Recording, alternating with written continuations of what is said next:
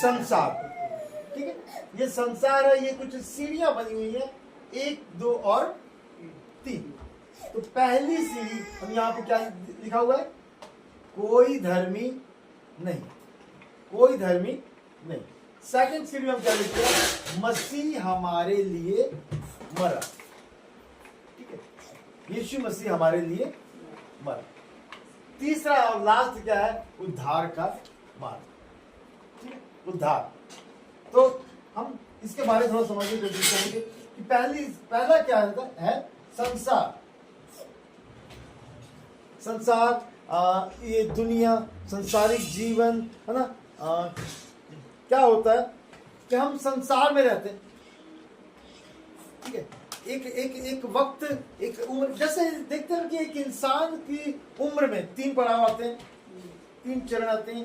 पहला उसका बचपना, सेकंड जवानी, और उसके बाद बुढ़ा हो जाता है इंसान, बुढ़ापा आ जाता है। 3। तो इसी तरह से जब हम देखते हैं कि यहाँ एक मसीह जीवन में क्या होता है, मसीह जीवन में भी ऐसा ही है, पहले बचपना, फिर जवानी और फिर बुढ़ापा। इस 3 चीजों का मतलब क्या है, बचपना, सबसे पहले हम कहाँ थे, सबसे पहले संसार में, संसार का जीवन जिया। ठीक है, संसार का जीवन जिया, और फिर लगा हमें कि नहीं, कुछ संसार से हट के करना, मतलब मसीह में जब हम आए, तो सबसे पहले जब मसीह में आए तो पहला स्टेप हमने क्या देखा, कोई धर्मी नहीं। क्योंकि जब तक हम संसार में, हम बड़ी बड़ी बातें करते हैं। ठीक है, अब मैंने तो ये कर दिया, मैंने तो वो कर दिया, हम तो बड़ा पूजा पाठ करते हैं, है ना।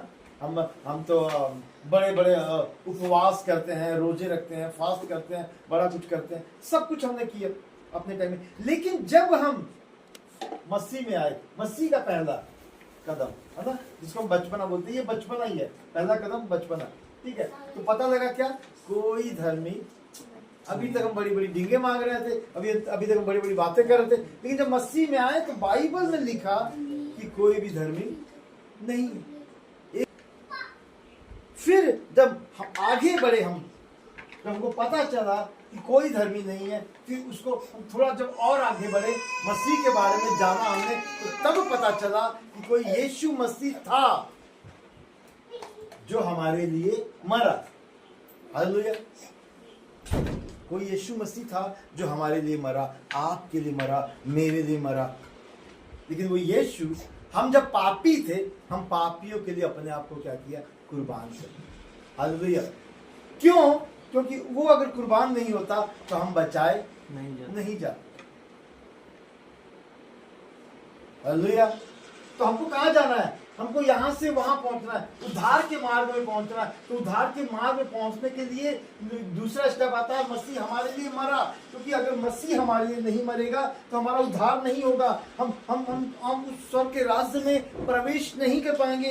लिखा कि किसी धर्मी जन के लिए कोई मरे, यह तो दुर्लभ है, परंतु हो सकता है किसी भले मनुष्य के लिए कोई मरने का भी साहस करे। परंतु परमेश्वर हम पर अपने प्रेम की भलाई इस रीति से प्रकट करता है कि जब हम पापी थे तभी मसीह हमारे लिए मरा। हम पापी थे, हम पाप में थे, हम गुनाह में थे, हम लोग बुरे कामों में थे। तो लिखा है, क्योंकि पाप की मजदूरी तो मृत्यु है, परंतु परमेश्वर का वरदान हमारे प्रभु मसीह यीशु में अनंत जीवन है। तो वो पाप की जो मजदूरी है, वो मजदूरी किसकी मजदूरी हुई, किसने उसका हर्जाना किसने भरा, यीशु मसीह ने भरा। हमारे पापों के लिए वो अपने आप को कुर्बान किया। ठीक है। हाँ, अब यीशु जो हमारे लिए मरा, क्यों मरा, ताकि हम अनंत काल का जीवन पा सकें। हालेलुया। उसके बाद हमने विश्वास किया कि यीशु मेरे लिए मरा। जब तक हमने विश्वास नहीं किया तब तक वो मेरे लिए मरा नहीं मरा कोई मतलब नहीं है ना। जब हमने विश्वास किया कि वो हमारे लिए मरा, ठीक है, तो हमने क्या किया, उसके बातों को मानना शुरू किया। हालेलुया। उसकी जब बातों को मानना शुरू किया तो धीरे धीरे हमारे लिए रास्ता खुला कि हम ऊपर जा सके, उद्धार पा सके। हालेलुया। तो उद्धार कैसे मिलता है, लिखा कि यदि तू अपने मुंह से यीशु को प्रभु जानकर अंगीकार करे